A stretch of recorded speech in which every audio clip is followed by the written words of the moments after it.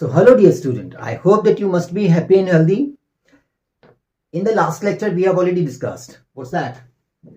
Interest on capital, salary, commission and general reserve. General reserve कैसे calculate करता है, commission कैसे कैलकुलेट करता है, सैलरी कैसे कैलकुलेट करता है, इंटरेस्ट ऑन कैपिटल कैसे कैलकुलेट करता है, इसके कितने कितने ट्रीटमेंट होता है, सब कुछ हमने डिस्कस कर लिया. अब only one more item is left to be discussed, and what's that? Interest on drawing. How do we have to calculate the amount of the interest on drawing? ये हमें यहाँ पर समझना है, ठीक है ना. How many methods are there? Shortcuts कौन कौन से होंगे यहाँ पर, सब कुछ यहाँ पर समझेंगे. ये पूरा का पूरा लेक्चर एक ही वन गो में जाएगा, ठीक है ना. So interest on drawing. Interest on drawing. सबसे पहले अपन ये देखेंगे ड्राइंग कितने प्रकार का होता है. तो ड्राइंग दो प्रकार का होगा. Number one, drawing against the capital and drawing against the profit. Drawing against the capital and drawing against the profit. इसका मतलब क्या हुआ? ड्राइंग अगेंस्ट द कैपिटल का मतलब हुआ कि sometimes the partners, when they feel that their capital is overcapitalized, that is why what happens, they like to withdraw the excess amount which has been introduced by them in the capital. So the excess amount or the extra amount which is available in the capital account, they simply withdraw. इसका मतलब पूरा का पूरा capital account के अंदर अगर excess amount capital account में है तो वो निकाल लेता है on the basis, on the permanent basis. इसका मतलब हुआ कि एक्सेस अमाउंट जो कैपिटल अकाउंट में अवेलेबल है वो पार्टनर्स के द्वारा निकाल लिया जाएगा परमानेंट, और वो वापस में नहीं किया जाएगा. तो ड्राइंग अगेंस्ट द कैपिटल का मतलब हुआ कि कैपिटल को विड्रॉ करना है. क्लियर? तो सीधा सीधा इसका इफेक्ट कहाँ पे पड़ेगा? कैपिटल कम हो जाएगी हमारी, ठीक है ना. जो कैपिटल एक्स्ट्रा लगी हुई है उसको निकाल लेंगे तो ये वापस नहीं करनी है. इसका मतलब इस अमाउंट के ऊपर कोई भी इंटरेस्ट ऑन ड्राइंग चार्ज नहीं किया जाएगा. इसका मतलब ड्राइंग अगेंस्ट द कैपिटल होता है, उसके ऊपर इंटरेस्ट ऑन ड्राइंग चार्ज नहीं किया जाता है. क्लियर? जब कैपिटली हम वापस नहीं कर रहे हैं, जो एक्सेस अमाउंट हमने कैपिटल में लगाया था, जब हम वही वापस नहीं करेंगे तो ऑब्वियसली इंटरेस्ट का तो सवाल ही नहीं उठता, क्योंकि जो अमाउंट कैपिटल का वापस लिया गया है पार्टनर्स के द्वारा वो तो एक्सेस था, तो वो निकाल लिया गया है. तो that is why we can say whenever the partner withdraw the excess amount which is available in the capital account on the permanent basis, that amount will not be returned by the partner to the firm. On that particular amount, the interest on drawing is not supposed to be charged. Clear? इसका मतलब capital के against में जो drawing किया गया है उसके ऊपर इंटरेस्ट ऑन ड्राइंग चार्ज नहीं किया जाएगा, बल्कि हम कह सकते हैं rather we can say the amount of the interest will be affected. जैसे जब कैपिटल का अमाउंट कम हो जाएगा तो इंटरेस्ट ऑन कैपिटल कम हो जाएगा ना आगे चल के. तो इसका मतलब इंटरेस्ट ऑन ड्राइंग चार्ज ही नहीं होगा, लेकिन कैपिटल का अमाउंट कम होने की वजह से इंटरेस्ट ऑन कैपिटल के ऊपर इफेक्ट पड़ेगा. ठीक है, चलो अब अपन बात करें यहाँ पर profit. Drawing against the profit. इसका मतलब ये हुआ कि फर्म का जो प्रॉफिट हुआ है उस पर्टिकुलर प्रॉफिट में से कुछ पैसा जब पार्टनर्स निकाल लेते हैं उस पर्टिकुलर अमाउंट को अपन बोलेंगे drawing against the profit. Clear? उसके ऊपर हमें इस पर्टिकुलर अमाउंट के ऊपर which has been withdrawn by the partner against the profit, on that you are supposed to calculate the interest. इसका मतलब interest on drawing has to be calculated by us on the amount which has been withdrawn by the partner against the profit, not against the capital. ये बार बार बोल रहा हूं मैं, ध्यान रखना है, ठीक है. चलिए, जो अमाउंट कैपिटल के अगेंस्ट में निकाला गया है वो कैपिटल अकाउंट से माइनस हो जाएगा, तो अब इसको डेबिट करना पड़ेगा, ठीक है ना. अब यहां पर जो अमाउंट प्रॉफिट में से निकाला गया है पार्टनर्स के द्वारा अपने पर्सनल यूज के लिए, तो उसके लिए अपन क्या करेंगे भाई, concern partners capital account debit या करंट अकाउंट डेबिट, ठीक है ना. उसको अपन को डेबिट करना पड़ेगा उतना, ठीक है ना. पार्टनर्स के कैपिटल अकाउंट में या पार्टनर्स के करंट अकाउंट में, वहां पर वो अमाउंट डेबिट हो जाएगा। इसके बाद उसके ऊपर इंटरेस्ट का कैलकुलेशन करना पड़ेगा अपन को। तो अब इंटरेस्ट का कैलकुलेशन कैसे करता है, यहां पर अपन को ये समझना है। तो interest on drawing against the profit we are going to understand. ठीक है सर। अब हम बात करें यहां पर कि कैसे ये अमाउंट निकाला जाता है। देखो कभी कभी क्या होता है कि पार्टनर्स एक अनइक्वल अमाउंट निकालता है। जैसे मान लेते हैं कभी कभी एक मिस्टर एक्स है, sometimes he is withdrawing rupees 5,000, sometimes he is withdrawing rupees 10,000, sometimes 20,000, sometimes 25,000। इसका मतलब क्या होगा कि unequal amount is being withdrawn by the concerned partner at that particular moment। we have to charge the interest। how do we have to charge, हमको ये समझना है। and sometimes an equal amount is withdrawn by the partners। इसका मतलब वहां पे unequal नहीं, एक इक्वल अमाउंट उस पर्टिकुलर पार्टनर के द्वारा एक इक्वल इंटरवल पर विड्रॉ किया जाता है। उसके ऊपर इंटरेस्ट का कैलकुलेशन कैसे करता है ये अपन को यहाँ पे समझना है। तो इसका मतलब when the unequal amount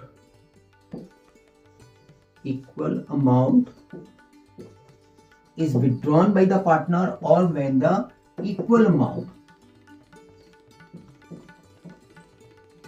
is withdrawn by the partner। unequal amount और इसके बाद इक्वल अमाउंट। ठीक है ना।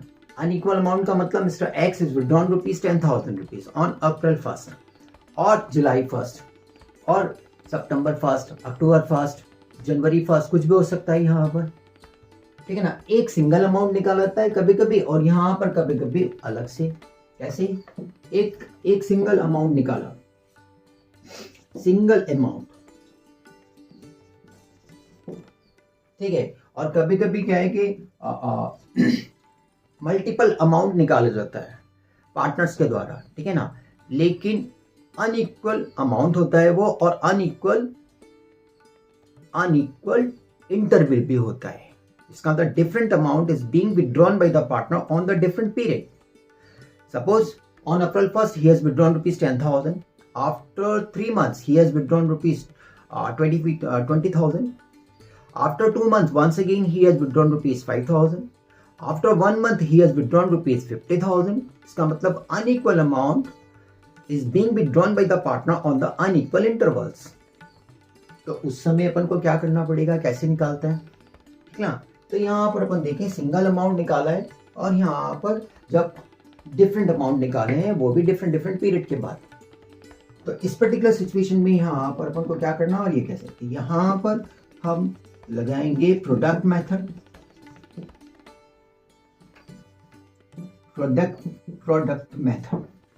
और सिंगल अमाउंट के लिए। जैसे यहाँ पर अपन बात करें, जैसे मान लेते हैं कि mister X has withdrawn rupees 10,000 on July 1st। on this particular amount the firm is supposed to charge the interest at the rate of 5% per annum। ये लिखा हुआ है सर।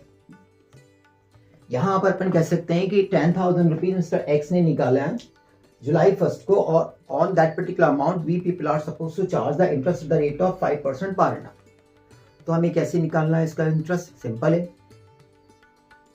10,000 हम लिखेंगे यहाँ पर कैसे, 10,000 इंटू 5%। कब निकाला है यहाँ पर, जुलाई 1 को। तो जुलाई से लेकर 31 मार्च तक का कितना हो जाएगा, 9 मंथ। तो 9/12 करेंगे, जो भी आएगा वो हमारा इंटरेस्ट ऑन ड्राइंग हो जाएगा। अब इस पर्टिकुलर मेथड को अपन क्या बोलता है, इस पर्टिकुलर मेथड को बोलता है simple method, affective period method, या फिर respective method. Clear. Simple method, respective method, या फिर अफेक्टिव पीरियड मेथड। जिस पर्टिकुलर पीरियड के लिए वो अमाउंट उस पर्टिकुलर पार्टनर के द्वारा यूज किया गया है, जिस पर्टिकुलर पीरियड के लिए वो अमाउंट उस पर्टिकुलर पार्टनर के द्वारा यूज किया गया है, हमें इंटरेस्ट ऑन ड्राइंग उस पर्टिकुलर पीरियड के लिए ही कैलकुलेट करना है। इसका मतलब in this particular case we can see that mister X has withdrawn rupees 10,000 on July 1 and at the rate and at the rate of 5% we have to charge the interest 5% per annum. तो यहाँ पर हमने क्या किया, affective period कितना लगेगा इसका, यहाँ पर जुलाई 1 से लेकर 31 मार्च, इसका मतलब till the end of the year, और एंड ऑफ द ईयर अपन मान के चल रहे हैं 31 मार्च ही, तो जुलाई 1 से लेके 31 मार्च तक का हमारा कितना महीना हो गया, कितने मंथ हो गए भाई, 9. तो यहाँ पे 10,000 into 5% into 9 by 12 and whatever will be calculated by us, that amount will be shown or recorded in the credit side of the profit and loss appropriation account. बात खत्म. Profit and loss appropriation account क्या होता है ना, तो profit and loss appropriation account is that particular amount, is that particular account which is prepared after the profit and loss account just to adjust the amount of the profit between the partners. Clear? वो particular amount जो कि profit and loss account से निकल कर आया है profit का, उसको एडजस्ट करने के लिए जो अकाउंट अपन बनाता है उसको अपन profit and loss appropriation account profit and loss appropriation account बोलते हैं. कुछ अमाउंट कहाँ चला जाता है, इंटरेस्ट ऑन कैपिटल में, कहाँ कुछ अमाउंट कहाँ चला जाता है, सैलरी में, कमीशन में, और कुछ अमाउंट जनरल रिजर्व में अगर करना है, अगर पार्टनर चाहते हैं तो, और बाकी जो बचता है उसको डिस्ट्रीब्यूट कर दिया जाता है एज पर देयर रेशियो. इसका मतलब एप्रोप्रिएट तो करना है, इसका मतलब एप्रोप्रिएशन का मतलब क्या हुआ, एडजस्टमेंट. ये अपन को याद होना चाहिए कि अपन कर क्या रहे हैं यहाँ पर. अब इसी पर्टिकुलर अकाउंट के अंदर यहाँ पर डिफरेंट आइटम जो यहाँ पर लिखे जाते हैं उनको कैलकुलेट कैसे किया जाता है ये हम यहाँ पर समझ रहे हैं. तो यहाँ पर अनइक्वल अमाउंट एक पर्टिकुलर पार्टनर के द्वारा अगर निकाला गया है, एक सिंगल अमाउंट अगर निकाला गया है यहाँ पर, तो उस कंडीशन में यहाँ पर जितना भी अमाउंट उसने निकाला है उसको मल्टीप्लाई करेंगे वहां पे गिवन रेट ऑफ इंटरेस्ट से. तो 5% इसका मतलब 10,000 into 5/100% लिखा हुआ है, तो इसका मतलब नीचे क्या होगा, डिनोमिनेटर में 100 होगा ना भाई साहब. और इसके बाद अफेक्टिव पीरियड कितना हो गया, जुलाई 1 से लेकर 31 मार्च तक, तो 9/12. क्लियर. अगर मान लेते कि यहाँ पर ये अमाउंट निकाला गया होता अप्रैल 1 को, तो ऑब्वियसली ये पूरे साल का लगता. अगर यहाँ पर ये अमाउंट यहाँ पर उन्होंने 30th September को निकाला होता, if this amount had withdrawn by this particular partner actually on 30th September, then obviously we would have charged the interest for the 6 month only. If this amount had withdrawn on 1st January, then we would have charged the interest on this particular amount only for the 3 months from January 1st to 31st March. इसका मतलब यहाँ पे affective period कौन सा हो गया, और जो पर्टिकुलर पीरियड जिसके लिए जितने पीरियड के लिए वो अमाउंट यूज किया जा रहा है पार्टनर के द्वारा, उस पीरियड के लिए ही अपन को यहाँ पर इंटरेस्ट का कैलकुलेशन करना है. समझ आया? ओके. अब यहाँ पर आगे बढ़ता है. कभी कभी क्या होता है कि पार्टनर ने क्या किया इसका, अच्छा एक और यहाँ पर देखो भाई, सिंपल मेथड के अंदर यहाँ पर क्या हो रहा है, 1 2 3 4 और यहाँ पर लिखा हुआ है जुलाई 1. इसका थोड़ा सा आपको याद रखना है कि जब डेट ऑफ ड्राइंग के साथ रेट ऑफ इंटरेस्ट भी दिया हुआ है, रेट ऑफ इंटरेस्ट के साथ में पर एनम वर्ड लिखा हुआ है. Date of drawing and per annum word दोनों अगर दिए हुए हैं, date of drawing and per annum word with the rate of interest दोनों अगर दिया हुआ है, तो इस कंडीशन में यहाँ पर अपन को रिस्पेक्टिव मेथड या सिंपल मेथड या अफेक्टिव पीरियड मेथड लगाना है. याद रहेगा, date of drawing along with the per annum with the rate of interest, both have been given in the question. Then we have to apply the effective period method or simple method or respective method. इसका मतलब उस particular period के लिए अपन को calculation करना है interest का, जिस पर्टिकुलर पीरियड के अंदर उस पार्टनर ने फर्म के अमाउंट को यूज किया है. Clear sir? चलिएगा अब अपन आगे बढ़ते हैं, यहाँ पर प्रोडक्ट मेथड की बात करते हैं. कभी कभी क्या होता है सर, मिस्टर एक्स ने क्या किया, मिस्टर एक्स कौन हो गए, मिस्टर एक्स हो गए partner X Y Z. There are 3 partners, we can say like that, X Y and Z. There are 3 partner. X has withdrawn only 1 amount during the whole year. उसके ऊपर अपन ने अलग से कैलकुलेट कर लिया. लेकिन मिस्टर वाई है, मान लेते हैं यहाँ पर इन्होंने क्या किया, अनइक्वल अमाउंट निकाला है, वो भी अनइक्वल इंटरवल पर. मैंने क्या बोला यहाँ पे, अप्रैल 1 को उन्होंने क्या किया, अप्रैल फर्स्ट उन्होंने क्या किया यहाँ पर, ही has withdrawn rupees 10,000. After 2 months क्या होगा, अप्रैल के बाद अप्रैल और मई, इसका मतलब जून 1 he has withdrawn 20,000 after 3 months. इसका मतलब जून के बाद एक जून जुलाई अगस्त, 1 अगस्त को या फिर 31 दिसंबर को या फिर 30 सितंबर को या फिर 1 अक्टूबर को, कुछ भी मान सकते हैं। तो यहाँ पर हम मान लेते हैं कि अक्टूबर 1 को, ठीक है, कितना 25,000 या 30,000 बोल लेते हैं, सिंपल सी हम फिगर ले लेते हैं।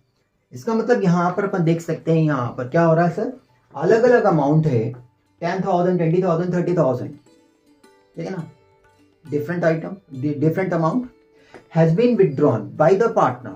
कौन है वो, मिस्टर बाई। इसने क्या किया है, डिफरेंट डिफरेंट इंटरवल पे निकाला है। यहाँ पर 1 अप्रैल, इसके बाद में 2 महीने के बाद अप्रैल मई, 2 महीने के बाद इसके बाद में जून, 1 जून के बाद में अक्टूबर 1 को, इसका मतलब जून जुलाई अगस्त सितंबर, 4 महीने के बाद, इसका मतलब डिफरेंट इंटरवल आ रहे हैं, ठीक है सर। यहाँ पर डिफरेंट इंटरवल है और डिफरेंट अमाउंट है।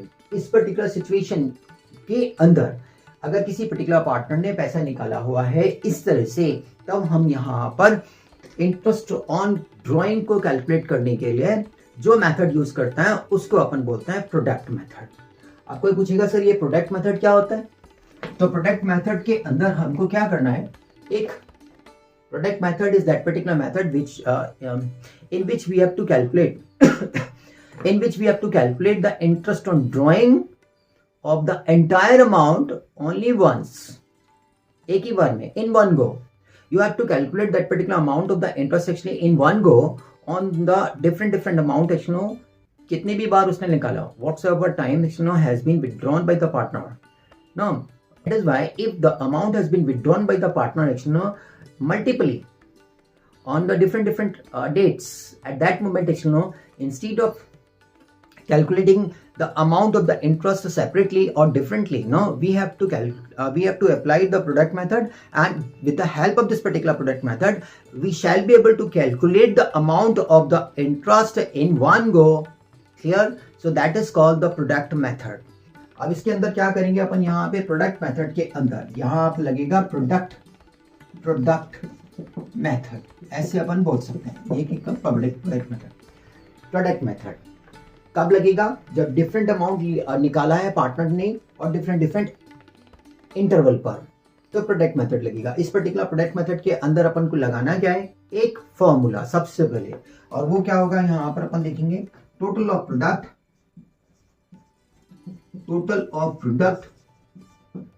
into rate upon 100 into 1/12. Total of product into rate upon 100 into 1/12। इसका मतलब क्या हुआ कि टोटल अमाउंट जो टोटल ऑफ प्रोडक्ट निकलेगा, कैसे निकलेगा अभी बताता है, ठीक है।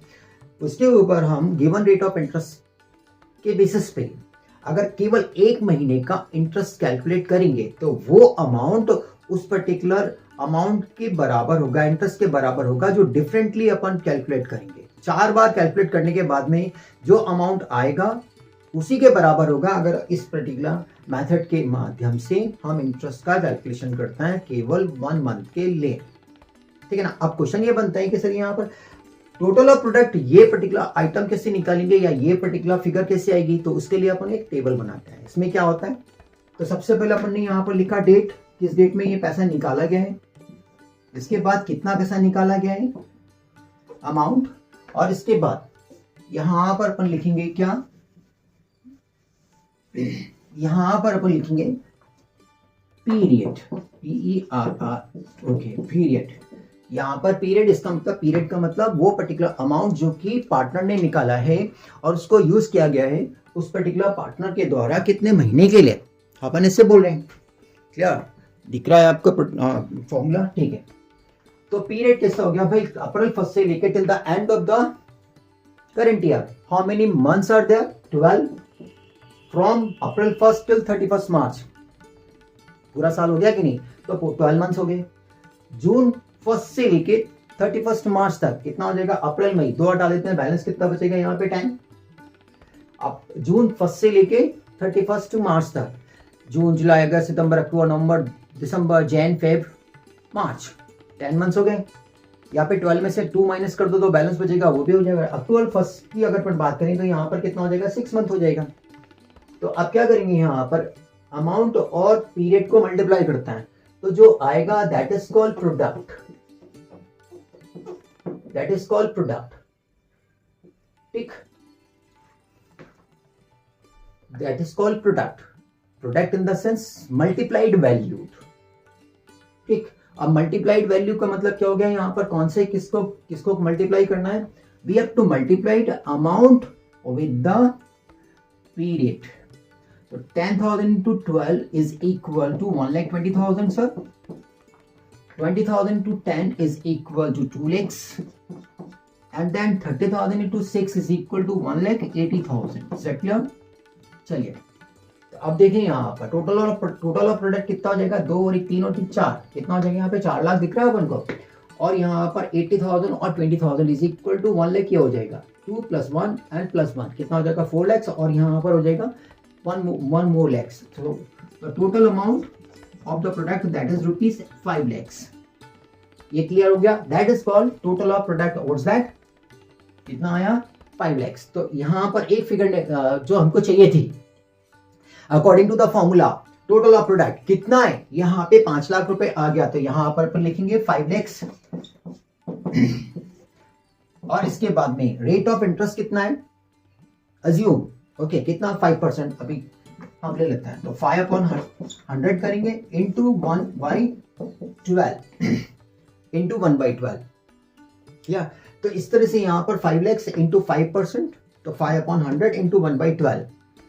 इसको सॉल्व करने के बाद में जो निकल कर आएगा that is called amount of interest. ठीक है ना, जो भी आएगा यहाँ पर उसको अपन बोलेंगे यहाँ पर interest on Y's drawing, Y के ड्राइंग के ऊपर कितना इंटरेस्ट लगेगा यहाँ पर अपन ने ऐसे निकाल लिया। ये कहलाता है प्रोडक्ट मेथड। समझ में आया? प्रोडक्ट मेथड का मतलब क्या हुआ, एक ऐसा मेथड यहाँ पर हम एक बार में ही इंटरेस्ट का कैलकुलेशन करते हैं, चाहे भले ही वो पर्टिकुलर पार्टनर अलग अलग अमाउंट अलग अलग पीरियड में निकाल रहा है कई बार। तो instead of calculating the amount of the interest multiply, we can calculate the same amount by applying this particular formula in one go. Is that clear, sir? You have to keep it in your mind. What's the formula?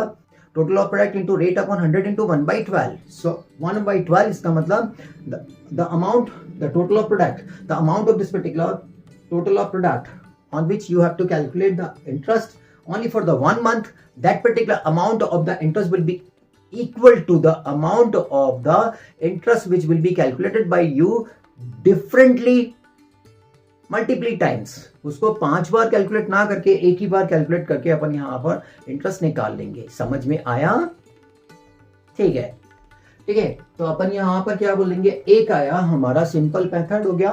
इसको अपन simple method के अंदर अपन ने क्या देखा, simple method भी होता है, respective method भी होता है, अफेक्टिव पीरियड मेथड, उसका 3 नाम होते हैं। वो का भी उसको किया जाता है, अपन वहां पे बोलेंगे मिस्टर एक्स ने किसी एक पर्टिकुलर डेट पे कोई अमाउंट निकाला है साल में एक ही बार, ठीक, तो उस पर्टिकुलर अमाउंट के ऊपर अफेक्टिव पीरियड निकालेंगे अपन और उसके ऊपर हम उस पर्टिकुलर पीरियड के ऊपर गिवन रेट ऑफ इंटरेस्ट से हमको इंटरेस्ट का कैलकुलेशन करना है। उस पर्टिकुलर सिचुएशन के अंदर आपको याद रखना है, वहां पर 2 चीजें क्लियर होना चाहिए।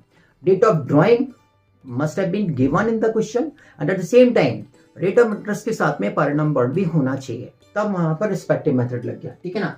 और अपन प्रोडक्ट मेथड कब लगाते हैं, जब डिफरेंट आइटम डिफरेंट अमाउंट अलग अलग दिए हुए हैं और डिफरेंट डेट्स पे वो अमाउंट निकाले गए हैं, तो प्रोडक्ट मेथड लगाएंगे। प्रोडक्ट मेथड में अपन एक टेबल बनाते हैं, सबसे पहले डेट लिखते हैं, इसके बाद में यहाँ पे अमाउंट लिखता है, इसके बाद में पीरियड निकालेंगे जिस पर्टिकुलर पीरियड के लिए ये पर्टिकुलर अमाउंट उस पर्टिकुलर पार्टनर के द्वारा यूज किया गया है। इसके बाद अमाउंट और पीरियड को अपन मल्टीप्लाई करेंगे तो आ जाएगा यहाँ पर प्रोडक्ट, और प्रोडक्ट का टोटल करने के बाद में जो आएगा वो टोटल ऑफ प्रोडक्ट कहलाएगा। इस पर्टिकुलर फॉर्मूले को अप्लाई करने के बाद में यहाँ पर अपन को इंटरेस्ट ऑन ड्राइंग मिल जाएगा, जिसको अपन को profit and loss application account की क्रेडिट साइड में ट्रांसफर करना है।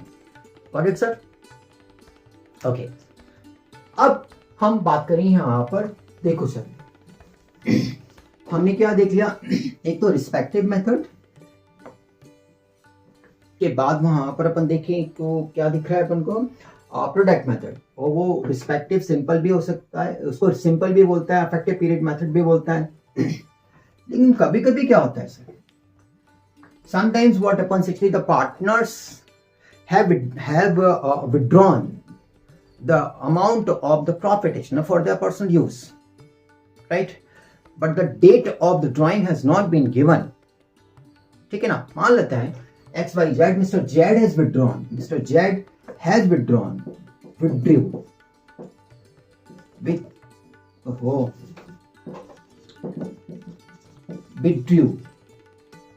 rupees 50,000 during the whole year, ऐसा लिखा हुआ है, during the whole year.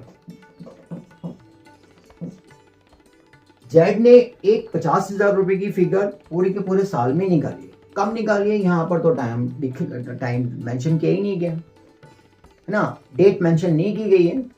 I mean to say that the amount which has been withdrawn by mister Z, the date of that particular drawing has not been given in the question, but you have been given that you are required to calculate the interest on this particular figure actually by 5% per annum. ठीक है sir, यहाँ पर date of the drawing has not been given but rate of interest के साथ में पर annum word लिखा हुआ है। तो इस प्रकार से पूरे के पूरे साल में उसने कितना पैसा निकाला है, यहाँ पे 50,000 रुपए निकाला है।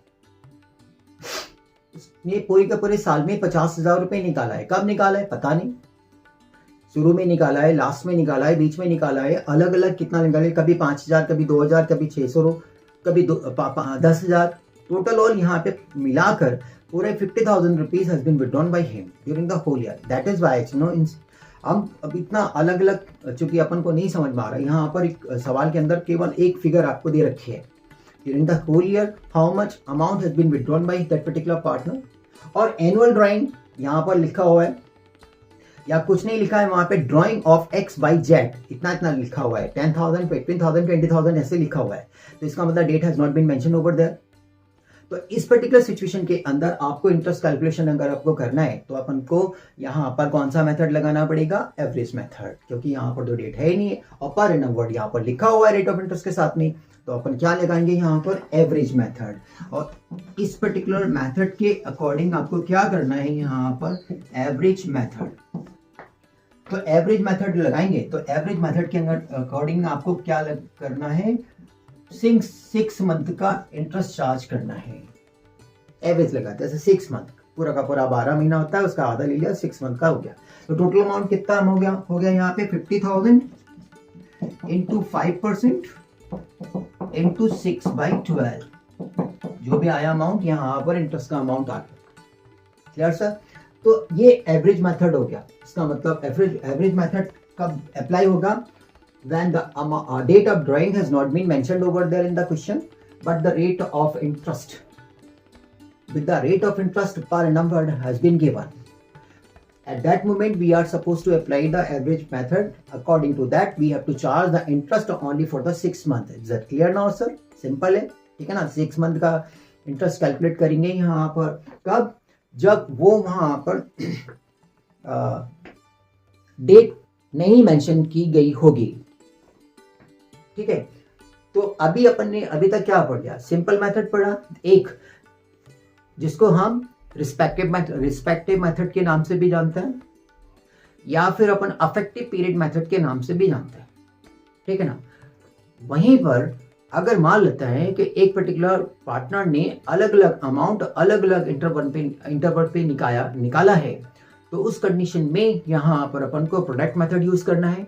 और प्रोडक्ट मेथड के अंदर वहां पर अपन को क्या करना है, एक पहले फॉर्मूला लगाएंगे, total of product into rate upon 100 into 1/12, और इस तरह से वहां पर एक टेबल बनाने के बाद में टोटल ऑफ प्रोडक्ट निकालने के बाद में मल्टीप्लाई करने के बाद में अपन को पता लग जाएगा total amount of the interest which has to be written by us in the credit side of the profit and loss provision account. Sometimes you have not been mentioned the date of drawing, तो उस condition में average method लगेगा। Average method के अंदर आपको क्या करना है, वहां पे 6 मंथ का इंटरेस्ट चार्ज करना है, लाइक दिस।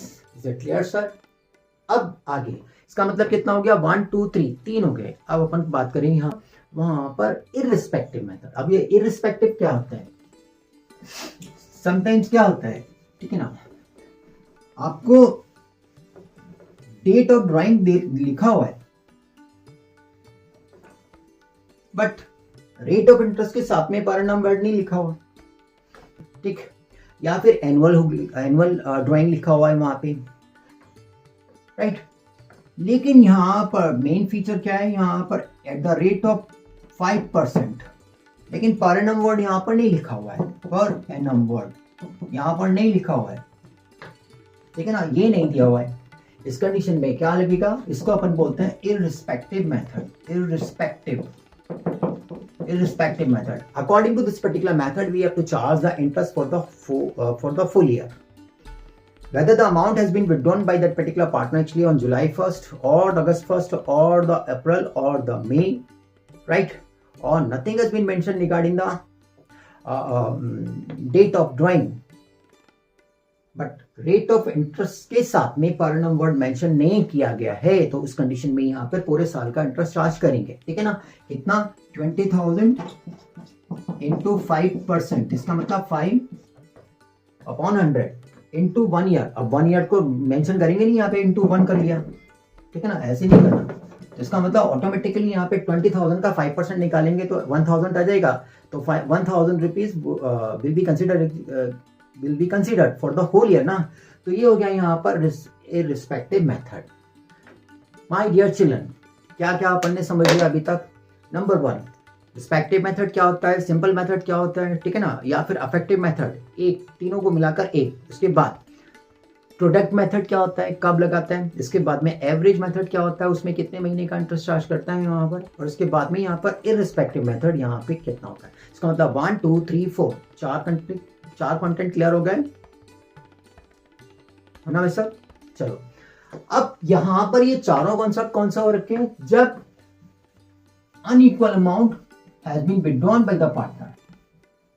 अब आता है यहां पर इक्वल अमाउंट। अगर अपन इक्वल अमाउंट की बात करते हैं यहां पर, जैसे मान लेते हैं यहां पर मिस्टर XYZ 3 बंदे हैं, ठीक, ये इक्वल अमाउंट निकालता है, इक्वल अमाउंट। अब ये इक्वल अमाउंट का मतलब क्या हुआ, अमाउंट, ठीक है ना। Sometimes what upon you know, mister X he is simply asking to the other partner that I need 10,000 rupees per month, ठीक है, I need 10,000 rupees per month। Mister Y बोलता है I need 20,000 rupees per quarter। तो ये equal amount है ना, यहाँ पे हर क्वार्टर में 20,000 रुपीज उसको चाहिए, या फिर उसको हर महीने 10,000 रुपीज चाहिए। तो this is how we can see the equal amount is being withdrawn by that particular partner every month, और quarterly this is the amount which is being withdrawn by that particular fellow on every quarter। sometimes mister Z है, वो बोलते हैं यार मेरे को तो 6 महीने के बाद चाहिए, तो each half after each half of the year, इसका मतलब 6 महीने के बाद में मेरे को 50,000 रुपए दे देना आप। तो ऐसा भी हो सकता है। तो इसका मतलब क्या हुआ कि इक्वल अमाउंट इस तरह से निकालता है अपन, मंथली होगा, क्वार्टरली होगा और हाफ ईयरली हो सकता है, ठीक है ना। चलिए अब देखो यहां पर कैसे, अगर अपन मंथली की बात करते हैं, यहाँ ये मंथली, क्वार्टरली और हाफ ईयरली, तो ये मंथली, ये quarterly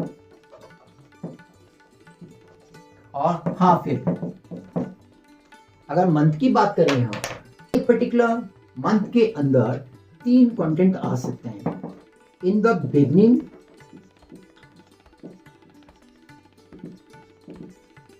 in the beginning of the month, at the end of the month और at the mid of the month। इसका मतलब क्या हुआ कि पहली तारीख को X बोलता है कि मेरे को 10,000 रुपए दे दो, Y बोलता है कि भाई मेरे को 20,000 रुपए आखिरी, हर महीने की आखिरी तारीख को 20,000 रुपीज चाहिए मेरे को, या मिस्टर Y बोलते हैं कि नहीं मेरे को तो बीच में चाहिए। तो इसका मतलब यहां पर क्या हुआ कि एक पार्टनर यहां पर अपना पैसा महीने की पहली तारीख पे भी निकाल सकता है, आखिरी में भी निकाल सकता है और बीच में भी निकाल सकता है। इसका मतलब यहाँ पर in the beginning of the month, at the end of the month और in the mid of the month यहाँ पर एक equal amount will be withdrawn by that particular respective partner. तो हमको क्या करना है, यहाँ पर इंटरेस्ट का कैलकुलेशन करना है। तो शॉर्टकट है यहाँ पर पूरा का पूरा कॉन्सेप्ट आपको याद रखना है, ठीक है ना। इन the beginning of the month if any particular partner is withdrawing an equal amount in the beginning of each month during the whole year. दोबारा बोलूं, if any particular partner is withdrawing an equal amount in the beginning of each month during the whole year, हर महीने की पहली तारीख को एक particular partner पूरे साल एक इक्वल अमाउंट निकाल रहा है, 10,000 रुपए पर मंथ निकाल रहा है पहली तारीख को, तो पूरे साल में कितना निकालेगा वो 1,20,000। 5,000 रुपए अगर निकाल रहे तो पूरे साल में कितना निकालेगा 60,000। ऐसे हो गया कि नहीं। ठीक इसी प्रकार से अगर वो eight the end of the month निकाल रहे तो भी यहाँ पर 120 और 60,000 हो जाएगा, और अगर इन the mid of the month निकाले तो भी यहाँ पर 120 और 60,000 हो जाएगा। लेकिन इंपॉर्टेंट ये है कि यहाँ पर पूरे साल होना चाहिए, ठीक है ना। तो अगर यहाँ पर in the beginning of the each month if any particular partner has withdrawn an equal amount then you have to charge the interest for 6.5 month. ये शॉर्टकट है, 6.5 महीने का इंटरेस्ट चार्ज करेंगे यहाँ पर टोटल अमाउंट। जैसे मान लेते हैं कि उस बंदे ने यहाँ पर 5,000 रुपए महीने निकाले, 5,000 रुपए हर महीने की पहली तारीख को निकाले, तो पूरे साल में कितना निकालेगा वो 60,000। तो अपन लिखेंगे यहाँ पर 60,000 इंटू 5% इंटू 6.5 अपॉन 12, जो भी अमाउंट आएगा that is the amount of the interest. समझ आया। Total amount 5,000 into 12 months,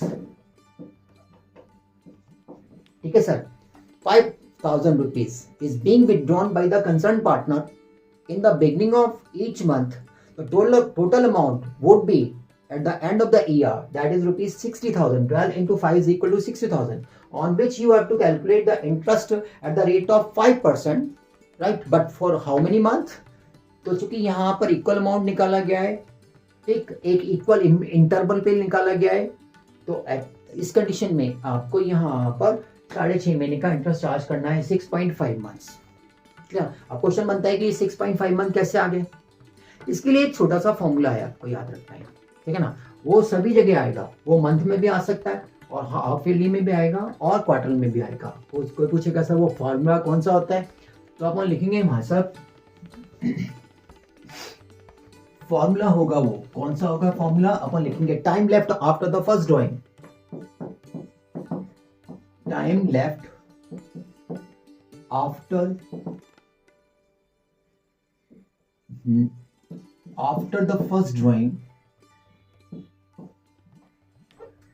the first drawing plus time left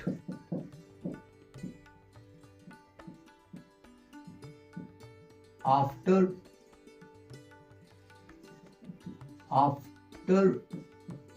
the last drawing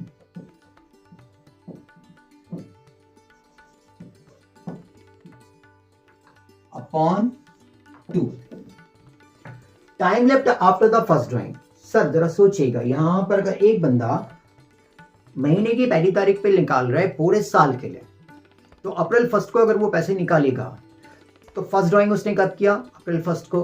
तो time left after the first drawing, 1 अप्रैल के बाद में last till the end of the year कितने महीने हो गए, 12 मंथ्स हो गए। Time left after the first drawing, ठीक है ना। और लास्ट ड्राइंग वो कब करेगा, 1 मार्च को, है ना। तो लास्ट ड्राइंग के बाद में कितने महीने बचे या कितना टाइम बचा, time left after the last drawing केवल 1 मंथ। तो यहाँ पर 12 plus 1 is equal 12 plus 1 upon 2, तो 13 अपॉन 2 इज इक्वल टू 6.5। ये यहाँ पर 6.5 महीने ऐसे निकल है। अब जरूरी तो नहीं है ना कि कोई particular partner whether that amount is being withdrawn by that partner is, you know, in the beginning of the every month, but doesn't mean that he will withdraw the whole year. हो सकता है कि उसने 10 महीने पैसे निकाले हैं, हो सकता है उसने केवल 9 महीने पैसे निकाले हैं, हो सकता है उसने केवल 5 महीने पैसे निकाले हैं। तो उस कंडीशन में अपन 6.5 महीने का तो इंटरेस्ट चार्ज नहीं कर सकते ना। यहाँ पर 6.5 महीने का आंसर 6.5 मंथ्स का इंटरेस्ट केवल तभी चार्ज होगा जब पूरे साल के लिए वहां पर इंटरेस्ट का पूरे साल के लिए वहां पर अमाउंट निकाला गया होगा। यहाँ पर मान लेते हैं केवल 5 महीने के लिए पैसे निकाले हैं, या 6 महीने के लिए, या 7 महीने के लिए, या 8 महीने के लिए। only that particular fellow is withdrawn rupees 5,000 in the beginning of every month, not for the whole year, only for the 8 months. Now do we have to calculate the interest section on 40,000? 8 into 5 is equal to कितना हो जाएगा? 5,000 to 80 का कितना हो जाएगा? 40,000 ना 8 महीने का। तो 40,000 के ऊपर 5% से क्या अपन 6.5 महीने का इंटरेस्ट चार्ज करेंगे? नहीं, क्योंकि ये तो 60,000 के ऊपर लगेगा अगर पूरे साल लगाएगा, पूरे साल निकाला गया है तो। But that particular fellow has withdrawn only for 8 months. So obviously in that particular situation we can't calculate the interest on drawing on this particular 40,000 actually, because the amount has been withdrawn by that particular partner only for the 8 months. So we are not supposed to calculate the interest on this particular figure for 6.5 months. So that is why we will have to find out the number of the months for which we have to calculate the interest. Is it clear? So how? Simple सा formula है। Last year अपन ने stats पढ़ा था, statistics, I mean to say that. वहां पर median का formula था इंडिविजुअल सीरीज में और डिस्क्रीट सीरीज के अंदर क्या था? n+1/2, याद है? और उसी को मैं यहाँ पर डाल देता हूँ। तो n+1/2 का मतलब क्या हुआ यहाँ पर? तो यहाँ पर एक पार्टनर ने 5,000 रुपए निकाले इन the beginning of each month, not for the full year, only for the 8 months. So 8 into 5,000 is equal to total amount which has been withdrawn by him 40,000. Then 5%. अब अपन को चाहिए यहाँ पर number of the months for which we have to calculate the interest. तो अपन को क्या करना है? 8 ही महीने निकालना है ना। तो यहाँ पर अपन यहाँ पर निकालेंगे एक, तो n+1/2 करेंगे। तो इसका मतलब n stands for what? Number of the months for which the amount has been withdrawn by him. तो नंबर ऑफ मंथ्स कितना हो रहा है यहाँ पर? 8, 1 और 2। 8+1/2। नंबर ऑफ द मंथ्स कितना? 8 मंथ प्लस 1 करेंगे। इसके बाद में यहाँ पर क्या करेंगे? 2 से डिवाइड करेंगे। तो कितना आ जाएगा यहाँ पर? 4.5 मंथ्स। तो यहाँ पर 4.5 मंथ अपॉन 12। इसका मतलब यहाँ पर अगर ये बंदा 5,000 रुपए 8 महीने के लिए इंटरेस्ट 8 महीने के लिए पैसे निकालता है, तो we have to calculate only for the 4.5 months, not for 6.5 months. या अगर मान लेते हैं कि ये बंदा यहाँ पर 10 महीने के लिए पैसे निकालता है, 5,000 rupees has been withdrawn by him for 10 months. So how much amount will have been withdrawn by him? 50,000 during the whole year. ठीक, तो 5%। अब अपन को 10 months निकालना है, तो अपन क्या करेंगे? यहाँ पर 8 की जगह अपन लिखेंगे यहाँ पर 10+1/2 इज इक्वल टू कितना हो जाएगा? यहाँ पर 11/2 इज इक्वल टू 5.5। तो यहाँ पर instead of writing 4.5 we will write 5.5 months। 5.5 upon 12 कर देंगे। इसका मतलब n+1/2। इसका मतलब ये particular formula will be applied only in that condition when the amount equal amount has not been withdrawn by that particular partner during the whole year. So for finding out the number of the months for which we have to calculate the interest on drawing, this formula will be applied. n+1/2, number n का मतलब number of months plus 1/2 is equal to the number of months. You are going to calculate the interest for these number of the months. कितना है? 4.5, 5, 6 कुछ भी हो सकता है। मान लेते हैं यहाँ पर उसने केवल 5 महीने के लिए निकाला है, तो 5 + 1/2 करेंगे तो यहाँ पर कितना आ जाएगा? 3 months हो जाएगा। तो 3 months निकालेंगे। सारे बच्चों को समझ में आ गया? चलो अपन बात करें यहाँ पर, ये इन द बिगनिंग ऑफ मंथ वाला कॉन्सेप्ट निकल कर आ गया। ठीक है, इंटरेस्ट ऑन ड्राइंग का जो कॉन्सेप्ट होता है, ये जो अपन समझ रहे हैं, ठीक है, बहुत सारे कॉन्सेप्ट होता है इसके अंदर, अपन ने अभी तक पढ़ रहे हैं, ठीक है ना। क्या क्या पढ़ा है भाई अपन ने अभी तक? सिंपल मेथड, रिस्पेक्टिव मेथड और अफेक्टिव पीरियड मेथड एक हो गया, इसके बाद में प्रोडक्ट मेथड, इसके बाद में एवरेज मेथड, इसके बाद में इररिस्पेक्टिव मेथड, 4 हो गए। इसके बाद में यहाँ पर अपन मंथली शॉर्टकट्स पढ़ रहे हैं। इस पर्टिकुलर मंथली शॉर्टकट के अंदर अपन ने देखा यहाँ पर कि एक पर्टिकुलर पार्टनर वहां पर एक अमाउंट, एक equal amount in the beginning of the month निकाल सकता है, eight the end of the month निकाल सकता है, इन the mid of the month निकाल सकता है। क्लियर? तो अगर मान लेते हैं कि यहाँ पे इन द बिगिनिंग ऑफ मंथ निकाला है उसने, तो उस कंडीशन में यहाँ पर केवल 6.5 महीने का इंटरेस्ट लगेगा। अगर पूरे साल के लिए नहीं निकाला तो यहाँ पर क्या करेंगे, वहां पे n+1/2 करके नंबर ऑफ मंथ्स निकाल दें, बात खत्म। अब अपन आगे बढ़ते हैं। अगर मान लेते हैं कि एक पर्टिकुलर पार्टनर वो एक इक्वल अमाउंट तो निकाल रहे हैं, मान लेते हैं कि वहां पर वो 2000 रुपए निकाल रहा है हर महीने ड्यूरिंग द, सोच सकते हैं यहाँ पर कि that particular fellow has withdrawn ₹2000, ठीक है ना, eight the end of each month. Mister x की जगह मिस्टर वाई है या जेड है, यहाँ पर ही has withdrawn ₹2000 actually at the end of each month during the whole year. तो पूरे साल में कितना निकाला? 2000 to 12 इज इक्वल टू 24,000। ठीक है सर। अब इस कंडीशन में यहाँ पर चूंकि इक्वल अमाउंट निकाला जा रहा है, इक्वल इंटरवल पे निकाला जा रहा है, इस कंडीशन में यहाँ पर अपन को क्या करना है, यहाँ पर 5.5 महीने का इंटरेस्ट चार्ज करेंगे। क्लियर? कितना करेंगे यहाँ पर? You will have to charge the interest for the 5.5 months. In case any particular partner has withdrawn an equal amount at the end of each month during the whole year, then you have to charge the interest for 5.5 months. Got it? दोबारा बोलूं, एक particular partner ने अगर महीने की आखिरी तारीख पे एक इक्वल अमाउंट पूरे साल में निकाला है, तो यहां पर आपको क्या करना है, यहां पर उसके ऊपर आपको 5.5 महीने का इंटरेस्ट चार्ज करना है। ठीक है, तो 2000 रुपए into 12, 2000 into 12 is equal to total amount कितना हो जाएगा? 24,000 हो गया। पूरे साल में कितना निकाला उसने? 24,000। इसके बाद इसके ऊपर अपन 5% इंटरेस्ट चार्ज कर रहे हैं, तो 24,000 टू 5% इंटू 5.5 अपॉन 12, जो भी आएगा वो इंटरेस्ट का कैलकुलेशन, इंटरेस्ट का अमाउंट निकल के आना चाहिए। Understood? Again but there is a problem. Again ये जरूरी तो नहीं है, it's not compulsory that that particular fellow has withdrawn the equal amount actually for the whole year. नहीं निकाला उसने, at the end of the month निकाला है, वो भी यहाँ पे पूरे साल नहीं निकाला। कितना निकाला उसने? 4 महीने निकाला, 8 महीने निकाला, 6 महीने निकाला, 7 महीने निकाला। तो फिर भी यहाँ पर हम क्या उस कंडीशन में यहाँ पर 5.5 महीने का इंटरेस्ट चार्ज कर सकता है? नहीं। तो फिर कैसे, कितने महीने का इंटरेस्ट चार्ज करना पड़ेगा? फिर यहाँ पर अपन को ध्यान रखना है क्या, यहाँ पर अपन ने क्या किया था, n+1/2 किया था, यहाँ अपन करेंगे n-1/2। तो नंबर ऑफ मंथ्स, मान लेते हैं कि ये बंदे ने यहाँ पर 2000 रुपए निकाले, लेकिन केवल 7 मंथ निकाले। ठीक है ना, 7 मंथ निकाले, तो कितना आ जाएगा यहाँ पे? 14,000 आ गया सर। इंटू 5% करेंगे, अपन को चाहिए यहाँ पर 7 मंथ, तो 7 क्या करेंगे यहाँ पर? 7 मंथ अगर अपन करेंगे यहाँ पर तो कितना करेंगे? 7 माइनस 1/2 इज इक्वल टू कितना आ जाएगा? 6/2 इज इक्वल टू 3 मंथ्स का यहाँ पर हमको कैलकुलेशन करना पड़ेगा।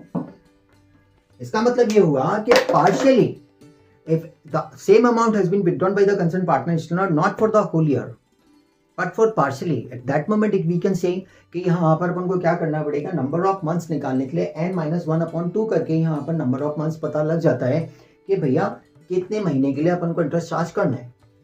क्या? तो यहाँ पर 7 मंथ निकाला है 2,000 rupees eight the end of each month, तो 7 into 2 करके यहाँ पर कितना निकल आएगा? 14,000 आ जाएगा। 14,000 to 5% इंटू 3/12 कैसे निकला? 3 7 minus 1/2 is equal to 6/2 is equal to 3 months. यहाँ पर अगर ये 8 होगा तो 8 माइनस 1/2 करेंगे तो 3.5 आ जाएगा। 10 मंथ होगा तो यहाँ पर 10 माइनस 1/2 करेंगे तो वहां पर 4.5 आ जाएगा। 10 माइनस 1 का मतलब कितना हुआ? 9 month. 9 divided by 2 is equal to 4.5 months आ जाएगा। 11 मंथ अगर उसने निकाला है, जरूरी नहीं कि नहीं साहब वो पूरा महीना, लास्ट में उसने छोड़ दिया, he has withdrawn in equal amount only for the 11th month, not for the whole year, not for the 12 months. तो 11 माइनस 1/2 करके यहाँ पर अपन को कितना नंबर ऑफ मंथ्स पता लग जाएंगे, 5 मंथ्स पता। तो वहां पर अपन को मल्टीप्लाई करना पड़ेगा, 5.5 की जगह क्या करेंगे 5 मंथ्स 5/12, और यहाँ पे आपको निकल आएगा वो अमाउंट जो कि आपको प्रॉफिट लॉस एप्लीकेशन अकाउंट के क्रेडिट साइड में बाई और जेड के कैपिटल अकाउंट से माइनस करके दिखाना है। तो अपन एंट्री करेंगे वहां पर, भैया क्या करेंगे, कंसर्न पार्टनर्स कैपिटल अकाउंट या current account debit to interest on drawing account and afterwards interest on drawing account debit to profit loss appropriation account. तो प्रॉफिट लॉस एप्रोप्रिएशन अकाउंट के क्रेडिट साइड में यहाँ पर इंटरेस्ट ऑन ड्राइंग चला जाता है, ठीक है ना। चलिए अब यहां पर आता है इन the mid of every month.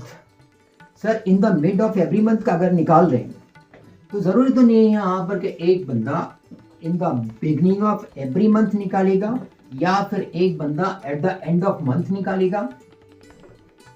एक ने बोला कि नहीं भाई मेरे को तो बीच में चाहिए, in the beginning of every month no, at the end of every month no, I need the money and equal amount in the mid of every month. Clear. तो जब भी कभी every month in the mid of every month होगा वहां पर अपन को tension ही नहीं है, सीधा क्या करेंगे 6 मंथ का इंटरेस्ट चार्ज करेंगे, 6 मंथ का। Clear. In the mid of every month ये कैसे निकला, यहां पर भी time left after the first drawing, in the mid of every month, तो अप्रैल 1 से बाद इन the mid of every month कितना हो जाएगा, 15 अप्रैल को निकाला तो कितना आ जाएगा 11.5। लास्ट ड्राइंग कब करेगा वो 15th ऑफ मार्च को, तो कितना बचा वहां पर 0.5/2 करेंगे तो कितना आ जाएगा 12/2 इज इक्वल टू 6 मंथ। यहां पर आ गया 6 मंथ। इसका मतलब मिड ऑफ द मंथ हो, मिड ऑफ द क्वार्टर हो, mid of the half yearly हो, हर जगह जब भी कभी मिडिल में होगा, middle of month, middle of quarterly, middle of यहाँ पर हाफ ईयरली, वहां पर आपको 6 मंथ का ही चार्ज करना है। But once again the same question arises. 6 month will be interest will be charged for 6 months only in that condition when the amount has been withdrawn by the concerned partner initially for the whole year. Again the question arises, if that particular fellow has not withdrawn for the full year, then for how many months we have to charge the interest? So obviously उसके लिए अपन को क्या करना पड़ेगा, फिर यहाँ पर formula लगाना पड़ेगा। अपन ने क्या किया यहाँ पर in the beginning of the month क्या करा था n+1/2 करा था, eight the end of the month क्या किया था यहाँ पर n-1/2 किया था, और अगर मिड ऑफ द मंथ होगा तो यहाँ क्या करेंगे n/2 करेंगे। ठीक है सर। तो नंबर ऑफ मंथ्स कितना, जैसे मान लेते हैं कि ही has withdrawn only for 8 month, तो 8/2 इज इक्वल टू 4 मंथ्स। उसने केवल 9 महीने निकाला तो 9/2 इज इक्वल टू 4.5 मंथ्स। उसने केवल 10 मंथ निकाला है तो 10/2 इज इक्वल टू 5 मंथ्स हो जाएगा। इस तरह से यहाँ पर नंबर ऑफ मंथ्स अपन को निकल के आ जाएंगे, जिसके लिए आपको यहाँ पर इंटरेस्ट का कैलकुलेशन करना है। Is that clear sir? Sir यहाँ पर अपन को कंप्लीट हो गया यहाँ पे मंथली का। If any particular partner has withdrawn monthly equal amount, तो इसमें क्या हो गया, 3 कॉन्सेप्ट ये हो गया, 6.5 month, 5.5 month at the end of the month, and 6 month if the amount has been withdrawn in the mid of the month, 6.5 month in the beginning of the month।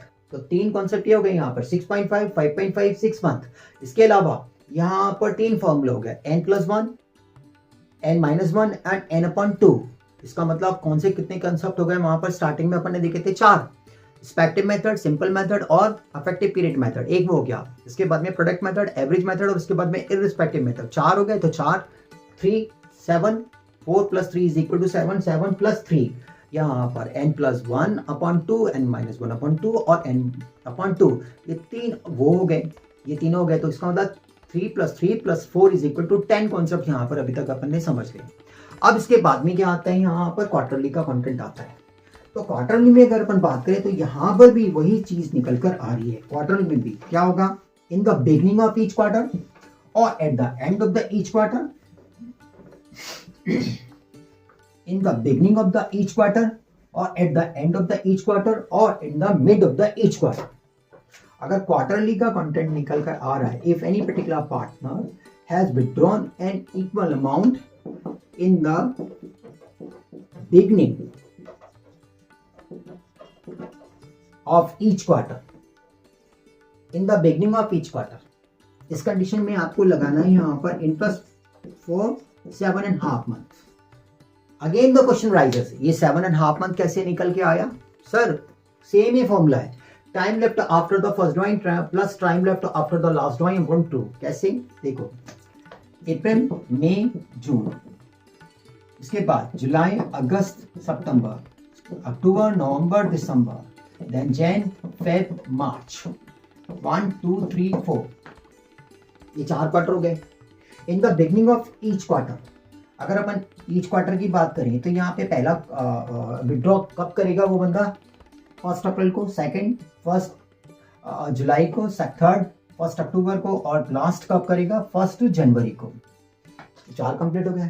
तो time left after the first drawing कितना हो गया? April 1 से लेके time left after the first drawing कितना हो जाएगा? 12 months. April 1 से लेके till the end of the year और 31 March till 31 March, 12 months. Last drawing कब करेगा वहां पे? जनवरी 1 से. तो January time left after the last drawing कितना है यहाँ पर? 3 मंथ्स हो गया. जनवरी से लेकर 31 मार्च तक 3 month. 12 + 3 upon 2 is equal to 15/2 is equal to 7.5 month. यहाँ पर ऐसे निकल आए. क्या आपको समझ आया 7.5 कैसे निकाला?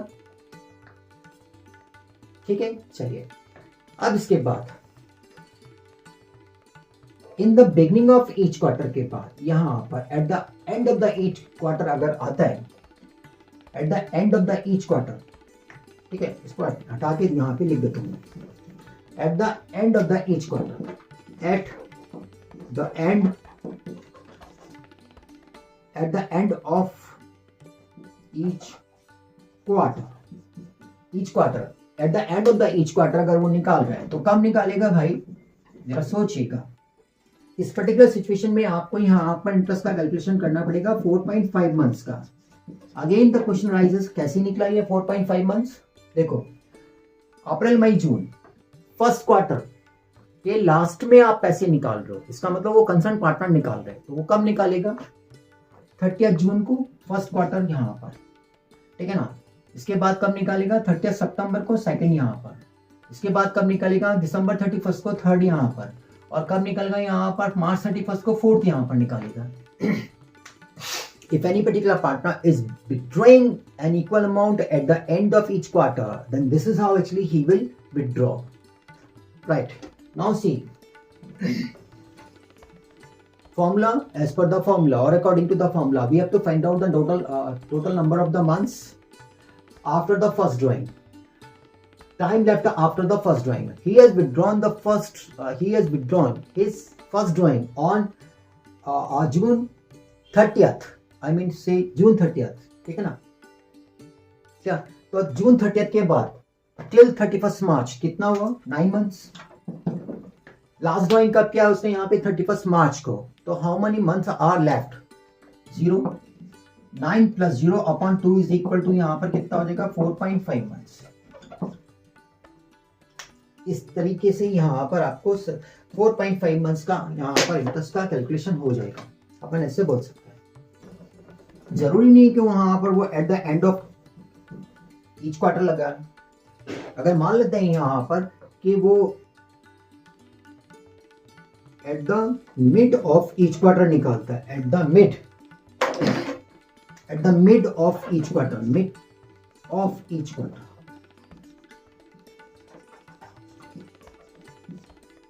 at the mid of each quarter. Clear? At the mid of each quarter. हम कह सकते हैं यहाँ पर at the mid of each quarter चल रहा है. तो कब? यहाँ पर. इसका मतलब ये हुआ कि neither he has withdrawn in the beginning of each quarter, nor he has withdrawn at the end of the each quarter. Rather, he has withdrawn an equal amount in the mid of each quarter. So, mid of each quarter, mid of month और mid of half yearly जब भी कभी mid में होगा तो अब इसको आपको क्या करना है, 6 मंथ का इंटरेस्ट चार्ज करना है यहाँ पर, तो कोई प्रॉब्लम नहीं है। कोई पूछेगा ये 6 मंथ कैसे निकलेगा, जरा सोचेगा। अप्रैल मई June in the mid of each quarter, तो यहाँ पर सबसे पहला अमाउंट कब पैसा निकालोगे आप, 15th मई को निकालोगे, और लास्ट कब निकालोगे आप, निकालोगे यहाँ पर 15th फरवरी को, यहां से लेके यहां तक 15th मई के बाद में time left after the first drawing कितना हो गया, यहाँ पर अपन बोलेंगे 11.5 months, 10.5 months, 10.5 months plus 15th फरवरी के बाद कितना बचा, 1.5 अपॉन 2 करेंगे तो कितना आ जाएगा, 12 upon 2 is equal to 6 month. ये इस तरह से यहाँ पर निकल कर आ गया। 6 मंथ कैसे निकला है, ये क्वार्टर के बीच में यहाँ पर अपन ने कैलकुलेट कर लिया। First drawing has been made by that particular fellow on 15th of May. From the 15th of May till the 31st March, the 10.5 months have gone. Last drawing has been made by him on 15th of February. So from the 15th of February till 31st March, the 1.5 months has been calculated. So 10.5 plus 1.5 upon 2 is equal to 12 by 2 is equal to यहाँ पर कितना रखा, 6 month.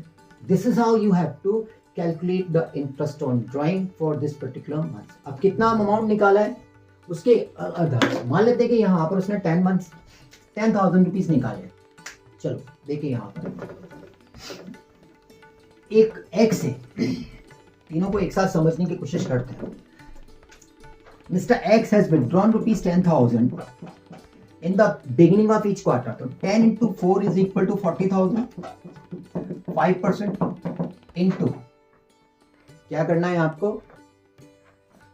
7.5 upon 12. In the beginning of each quarter, Mr. X has withdrawn rupees 10,000. At that moment, you have to calculate the interest on drawing this way. Mr. Y has withdrawn 10,000 at the end of each quarter. So 10 into 4 is equal to 40,000 into 5 into अपन लिखेंगे यहाँ पर कितना, 4.5 upon 12, 4.5 at the end of the each quarter, 7.5 in the beginning of the each quarter. ठीक है ना। Mr. Z again 10,000 rupees he also withdrew. तो 40,000 into 5% into 6 by 12 like this. आपको क्या करना है, इस तरीके से यहाँ पर क्वार्टर का कैलकुलेशन करना है। जो भी आएगा अमाउंट यहाँ पर हम कह सकते हैं, यहाँ पर जो भी अमाउंट आएगा 1, 2 and then 3, इस तरह से you will get the amount of the interest on drawing and that you have to write in the credit side of the profit and loss subtraction account. Is that clear sir? ठीक है। Lastly अपन जाते हैं कहां पे, half yearly. One more thing is left.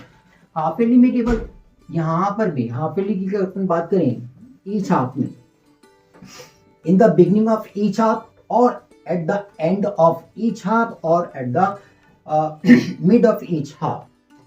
Half yearly अगर अपन half yearly बात करते हैं यहाँ पर तो इसमें भी यहाँ पर इन द मिड और एट द एंड, यहाँ पर इन द बिगिनिंग होगा, यहाँ पर मिड होगा और एंड होगा, end at the end of each half, at the mid, in the beginning of the each half और the end mid of the each half. तो यहाँ पर क्या करने, कितना आएगा भाई, अगर अपन बात करें तो क्या कहेंगे, time left after the first drawing. तो आप कब निकालोगे, अगर हाफ ईयरली आप पैसे निकाल लो तो कब निकालोगे, सबसे पहले कब निकालोगे, 1 अप्रैल को। तो 1 अप्रैल के बाद में time left after the first drawing, आप फर्स्ट ड्राइंग कितना हो जाएगा, 12 मंथ्स होगा। दूसरा ड्राइंग आप कब करोगे, 1 अक्टूबर को। तो 1 अक्टूबर के बाद में वहां पर कितना आ जाएगा, 6 month. 12 plus 6 upon 2 is equal to 18 upon 2 is equal to 9 months like that. 9 month का इंटरेस्ट अपन को चार्ज करना पड़ेगा।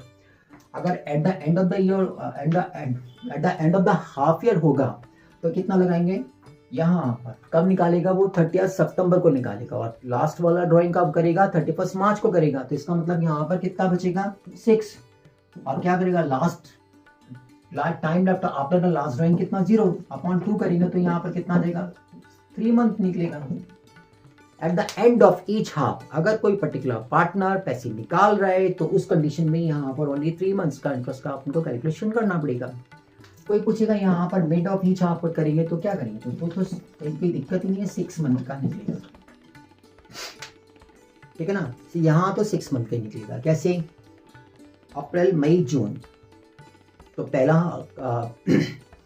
पहला ड्राइंग कब करेगा वो 30 जून को, हाफ के बीच में, और इसके बाद में लास्ट ड्राइंग कब करेगा वो 31 दिसंबर को। उसके बाद कितना बचे 3 मंथ, यहाँ पर कितना बचे 30 जून के बाद में 31 मार्च तक कितना 9, तो 9 + 3/2 = 12/2 = 6 मंथ यहाँ पर आ जाएगा। Is that clear sir? तो this is how you have to calculate the interest on half yearly amount. First of all आपको पहले पता करना है, यहाँ पे 50,000 रुपए ईच हाफ में निकाला उसने, तो पूरे साल में कितना निकाला 1 लाख। 1 लाख अगर बिगनिंग में निकाले तो 1 लाख के ऊपर क्या करोगे आप 1 लाख इंटू 5% इंटू 9/12, ठीक है sir. In the beginning of each half, अगर मान लेते हैं eight the end of each half करेंगे तो वहां पे 9 की जगह कितना आ जाएगा 3,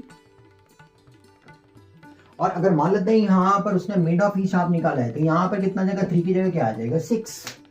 तो इस तरह से यहाँ पर interest on calculate, interest on drawing का कंसेप्ट यहाँ पे कंप्लीट होता है। समझ आ रही है सर? क्या पल्ले पड़ा, ठीक है। लंबा हो गया, ऑब्वियसली है ही बड़ा कॉन्सेप्ट है, तो यहाँ पर ध्यान रखना है अपन को।